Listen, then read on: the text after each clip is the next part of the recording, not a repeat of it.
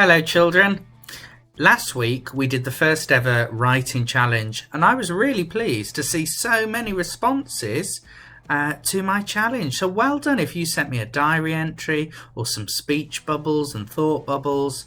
I was really impressed with everything you produced. Lots of you got Virtual Head Teacher Awards.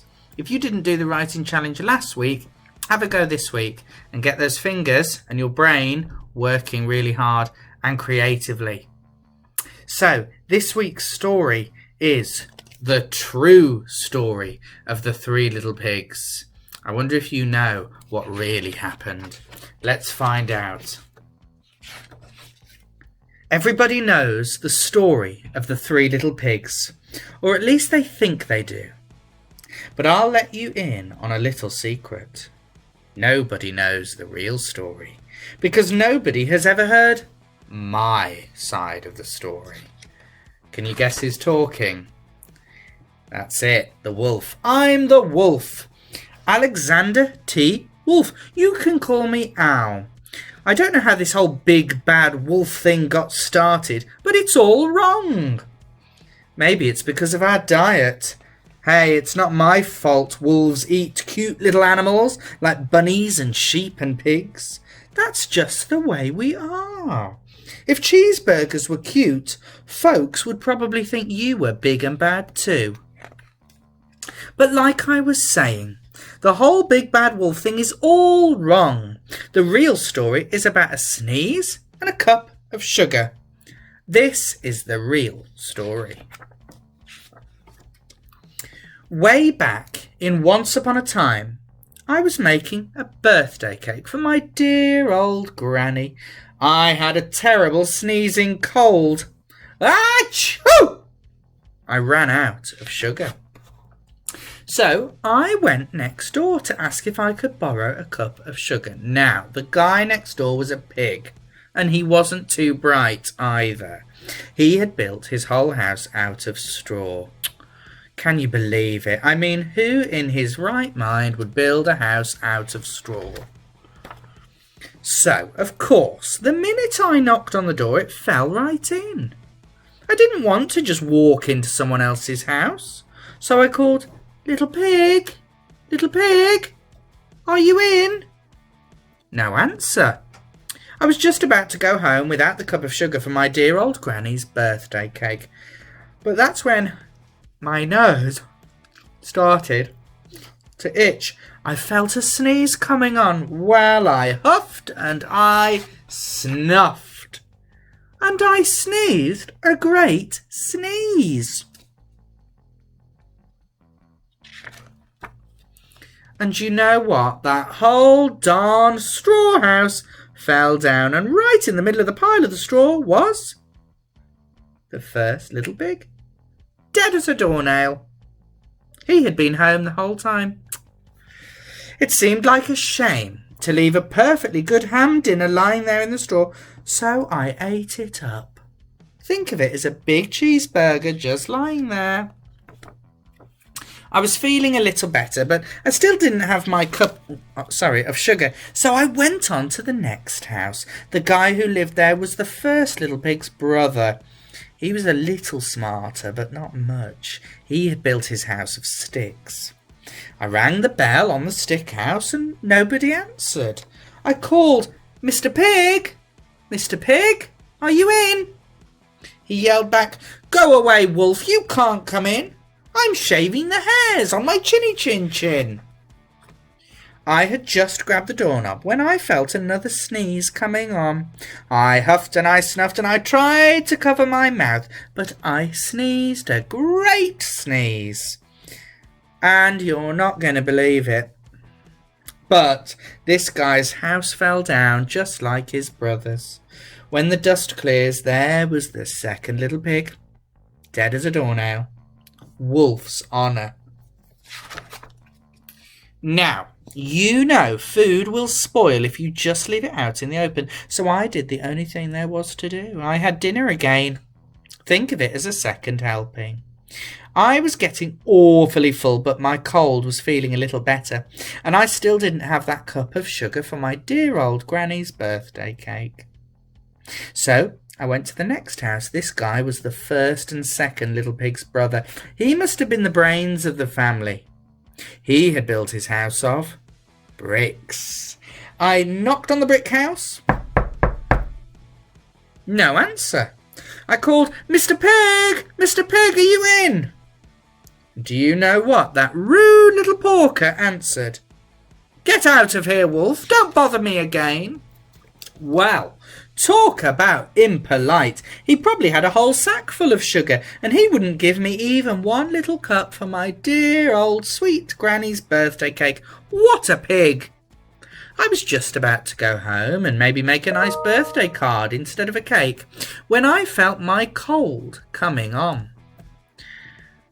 I huffed, and I snuffed, and I sneezed once again, and then the third little pig yelled, "And your old granny can sit on a pin!" Oh dear. Now, I'm usually a pretty calm fellow when somebody talks about my granny like that. I go a little crazy. When the cops drove up, of course I was trying to break down the pig's door, and the whole time I was huffing and puffing and sneezing and making a real scene. The rest, as they say, is history. Big Bad Wolf. The news reporters found out about the two pigs I had for dinner. They figured a sick guy going to borrow a cup of sugar didn't sound very exciting, so they jazzed up the story with all of that huff and puff and blow your house down, and they made me the Big Bad Wolf. That's it.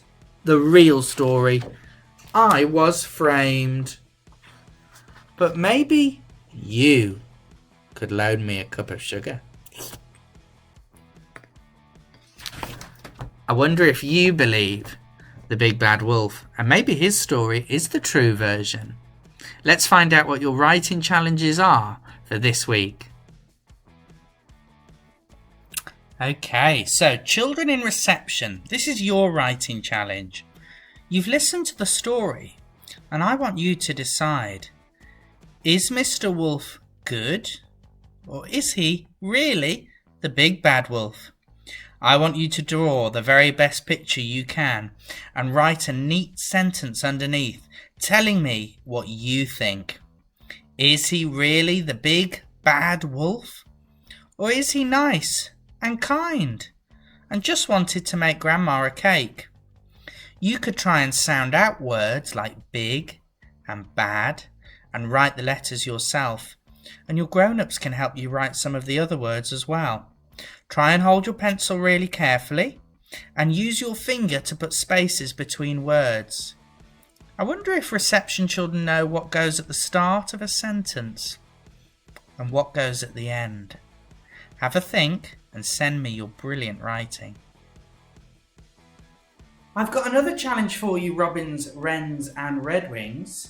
You could have a go at this word search. There's a link to it below this video, and you can practice writing and forming your letters as you answer the questions in this crossword.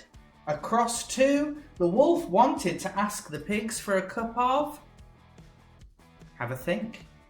Down 1. What was the third pig's home made out of? Get your grown-up to watch you writing your letters. Grown-ups, are they forming them correctly? Hi, Year 1 and 2. Well, apparently, Mr. Wolf was making Granny a birthday cake. Have a look at the bowl and the ingredients. I wonder what you can see. There's certainly one ingredient in there that I don't normally put in my cakes. Well, your writing challenge is to write a recipe for Granny's birthday cake. You might want to make it as gruesome as you like. Have a think about what a wolf might like. In your recipe, try to include the ingredients, the equipment you'll need, but most importantly the method. Use words like first, then, next. Lay your writing out neatly. Remember to use capital letters and full stops. Use bossy verbs like put, stir, slice, sieve. Take your time with your handwriting and make sure your instructions are clear and make sense. I might even send them to Mr. Wolf in prison. It will give him something to read. Okay, year 3 and 4, it's time for your challenge. I wonder if there are other fairy tales you can think of where a key character might have a different version to tell.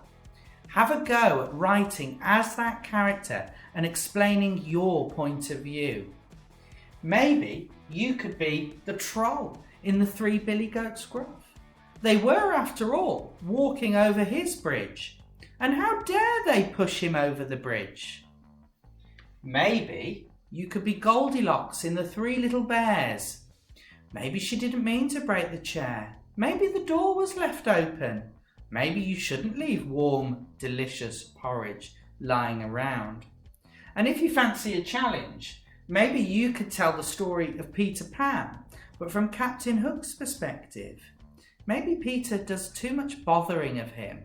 Maybe he shouldn't tease him for not liking the sounds of a ticking clock. There's other stories as well you can think of. But what I want you to definitely do is think about some of these writing features that we look for in your writing. I can say my sentences before I write them. I can structure sentences in different ways with short and long sentences. Can you use paragraphs? I'm sure you're going to use full stops and capital letters accurately.